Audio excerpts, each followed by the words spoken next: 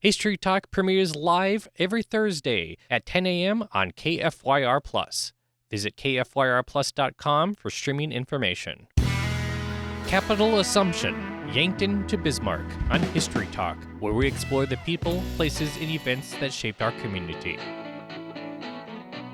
Dakota Territory was established in 1861, only a couple years after the United States government officially allowed settlement in the area. It originally consisted of present-day North and South Dakota, as well as parts of Montana, Nebraska, and Wyoming. Dakota Territory was considered an isolated, desolate chunk of land at the time. The entire territory had less than 5,000 permanent settlers. The few non-native settlers it had were clustered to its east, where its original capital, Yankton, was located, in the extreme southeast of what is now South Dakota. Bismarck was founded 11 years later as the Northern Pacific Railway approached its crossing of the Missouri River. Bismarck was envisioned to be a significant city, but a nationwide financial depression swept through only 1 year later that lasted for years and stunted Bismarck's early growth. In March 1883, the territorial legislature narrowly passed the Capital Commission Bill that demoted Yankton as capital of Dakota Territory and established requirements for selecting a new capital. The primary justification was to centralize the capital as opposed to Yankton's distant location on the southeast corner of the territory. Governor Ordway signed the bill, known as House File Number 217, on March 8th. Becoming capital would instantly rocket Bismarck's worth and ignite a development boom. Despite its seemingly obvious choice as capital from today's perspective, however, Bismarck was not initially favored among the dozen or so prospects, and Yankton would not willingly cede the capital without a fight. The Capital Commission Bill defined the 9-man commission tasked with selecting a new capital, setting a July 1st deadline. It proclaimed that the commissioners be paid $6 per day for their work, and that each enter into bonds totaling $40,000. Two of these commissioners ultimately will become among Bismarck's most noted historical figures. One was Alexander Mackenzie, a Northern Pacific agent and lawman from Bismarck, who later becomes a powerful political boss. Another, the committee chairman, was General Alexander Hughes of Elk Point, who later establishes Hughes Electric with his son in Bismarck and becomes a principal real estate investor here. The commission bill required that the chosen city donate or guarantee $100,000 and 160 acres of land to house a capital for the seat of government. Another requirement was that the site be central and accessible from all points of the territory. Commissioners considered both the current and future boundaries, given that there was contemplation that the territory would eventually be split at the 46th parallel to form two states. Ultimately, it was split at the 49th parallel in 1889. At least 9 cities were under legitimate consideration to be the new capital. Huron, Mitchell, Pierre, Ordway, Frankfort, and Steele were first to submit bids, followed by Bismarck, Aberdeen, Redfield, and a handful of others. With the bulk of the population centered in the southern half of Dakota Territory, it was anticipated that the capital would remain there. In particular, Huron and Redfield were thought to be early frontrunners. Statistically speaking, Bismarck was a logical choice. Its location was roughly 40 miles from the territory's geographic center and would have remained within 50 miles after the foreseeable boundary split. It was also positioned at the crossroad of the Northern Transcontinental Railroad and the Missouri River, the major highways of the era. Furthermore, Northern Pacific Railway, with all its clout, favored Bismarck as capital. In reality, Bismarck was perceived to be on the border of civilization, and some viewed the area west as barren waste. By his own admission in an interview with the St. Paul Dispatch, Chairman Hughes's perception improved after traveling through the region during the vetting process. As an underdog, Bismarck presented a competitive bid that far exceeded the minimum requirements, 320 acres, along with the required monetary stipulation. Half of those acres would be sold and guaranteed by private citizens totaling $300,000, bringing Bismarck's total offer to $400,000 and 160 acres of land. Northern Pacific, lobbying for Bismarck, would donate the land, while private citizens would contribute the remaining funds. The commissioners visited each city under consideration before convening in Fargo that May to make the final determination. There, in a last-ditch effort, a group of Fargo citizens demanded to persuade Fargo as a contender. After a short hearing, the request was denied. Fargo did not meet the bill's stipulation, requiring that the capital be centrally located. The first ballots were cast on June 1st. Only one commissioner initially voted for Bismarck: Alexander Mackenzie, Burleigh County's sheriff and an agent for Northern Pacific.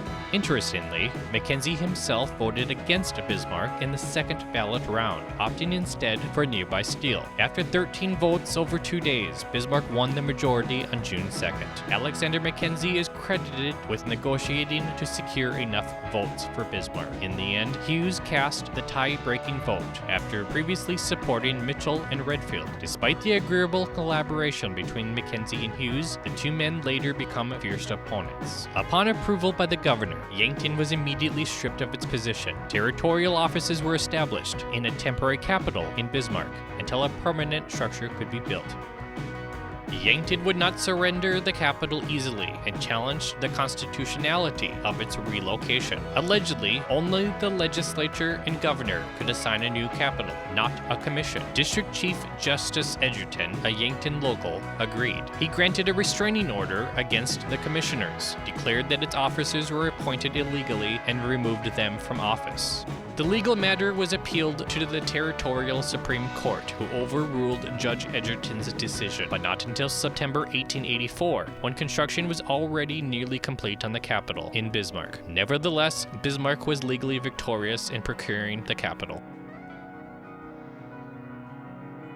The assumption to capital instantly propelled Bismarck's prominence and worth. Land values shot up overnight, and several major construction projects commenced, but its growth was nowhere near the level predicted in a June 8, 1883 news article that foresaw Bismarck reaching 20,000 residents by 1885, a mere 2 years later, which Bismarck wouldn't hit, in actuality, until the 1950s.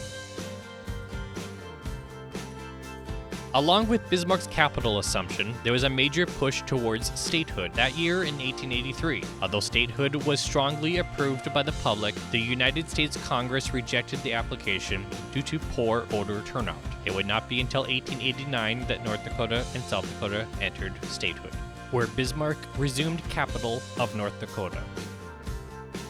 The new territorial capital was occupied at the end of 1884, just in time for the 1885 Legislative Assembly. Architect Buffington of Minneapolis designed the building, and more than 4,000 people were involved in its construction. The capitol was erected at the center of the 160 acres Bismarck donated for its construction. 2 stories of it was built during the winter, requiring bricklayers to maintain a sheet iron stove to keep the mortar from freezing. The capitol was among the first buildings, if not the first, to be lit by electricity in Dakota Territory. It contained more than 4 miles of steam pipe and 5 tons of carpet. Excavation commenced on August 17, 1883, and the cornerstone was laid September 5th. Numerous dignitaries attended, including Sitting Bull and former President Ulysses S. Grant. By January 20th of the following year, 4,000 bricks, made of Juliet stone and terracotta, had been laid, encased in cement, and all iron work was complete. Initially, only the capitol's central core, referred to as the tower, was finished. The tower was 92 feet by 153 feet, with 3 stories, plus a 12-foot high basement. The east and west wings attached to the tower consisted of empty shells, to be completed when diminished capacity necessitated expansion. First occupancy occurred at the end of 1884, just in time for the 1885 Legislative Assembly. The building served as capital later for North Dakota when the territory split until it was consumed by fire in 1930.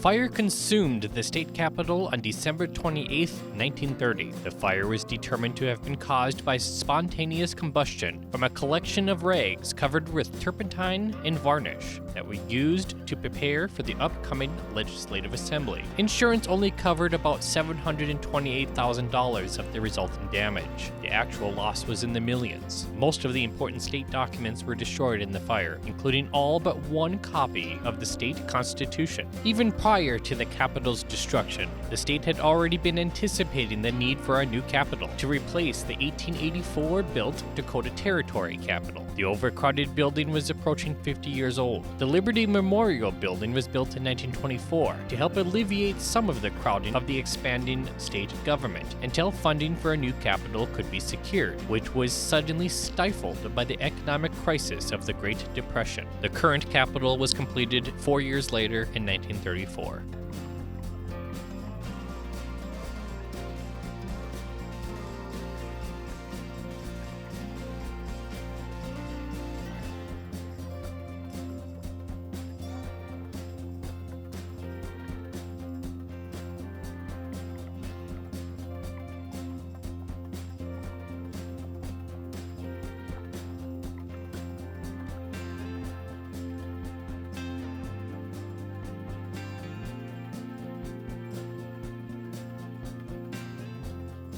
I invite you to check out my 2 Bismarck history books.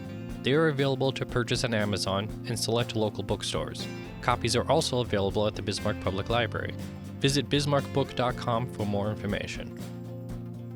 That was our look at Bismarck's capital assumption. Next, we'll look at the current Capitol building, along with the neighboring buildings such as the Liberty Memorial and Governor's Mansion. Is there a local history topic you'd like to be featured? Email historytalk@kfyrtv.com.